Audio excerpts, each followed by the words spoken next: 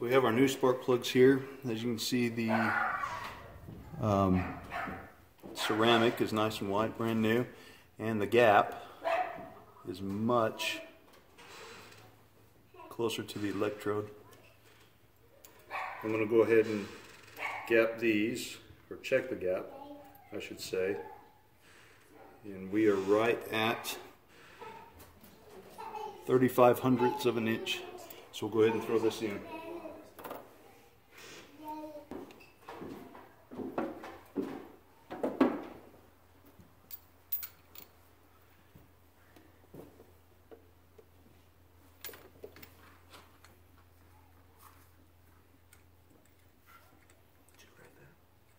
What did it say?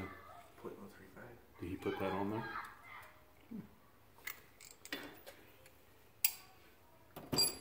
Wrangler 2 increase. If they're all like that, which I'm assuming they would be. That means I get a 50 miles a gallon now. Every little bit helps, right? Yeah. It's an extra 2 miles. Yep. And then on the spark plugs, some of them have different torque specs. I've been doing this for many years, so I've learned what torque to use based on using a torque wrench for many years. I can get pretty close by feel. With these spark plugs, there's always instructions on them. Sometimes they'll tell you to turn it until the spark plug seats to the head, and then turn another quarter turn or another half a turn. Best rule of thumb is to look at the instructions on the box and follow those. If you have a torque wrench, I would do that. If you don't, just kind of follow the instructions. So here we go on our second cylinder here. 2 is looking exactly like the first plug we pulled out. We get a close up here, this second plug. As you can see, maybe the spark plug gap on it is again wide, but the ceramic looks good. I would say the engine is still in really good shape internally. So we've got our second plug here. Will you look up and go spark plug number 2, a new one. I did check the gap again. It is 3/500ths. Where it needs to be from the factory. These are Champion spark plugs. Good word of advice is any spark plugs you put in your vehicle, it's best to use what was in there by the manufacturer. There's a whole lot of aftermarket spark plugs that are supposed to, give you more horsepower and things like that. But I can tell you from experience, using what came stock or something that is close to stock OEM will perform better, and you won't have drivability issues. So Tyler's here with me, and he just showed me the cylinder numbers on this engine, and it is what we were thinking. Since it is an inline 6,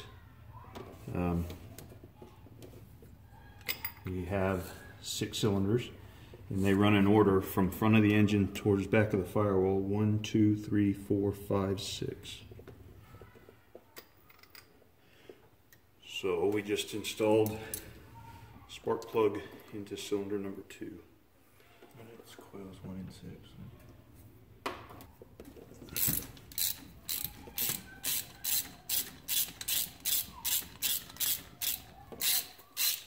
My snap-on tools to grab the plugs. I've lost the rubber grommet inside of my spark plug socket, so it is of no help to me except for removing the plugs at this time. We show. Let's see here. Here we go. again, you see a wide gap.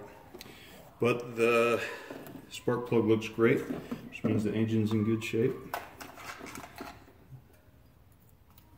And the gap on this one, again, was at 50/500ths of an inch. So this tune-up is necessary. You see on this one again, brand new plug, 35/1000ths of an inch is what we're setting it to. Go ahead and put cylinder 3 back in.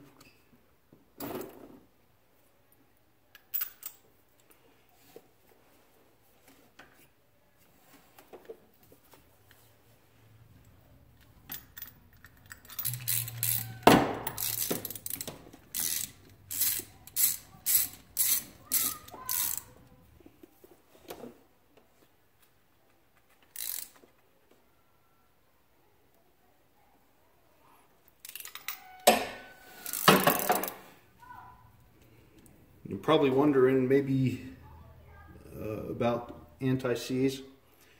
People that use anti-seize do not do tune-ups on their vehicles that often. They may go 100,000 miles on them. I wouldn't advise that, even on the 100,000 mile plugs, supposedly from the manufacturer. The only reason that they use anti-seize is not necessarily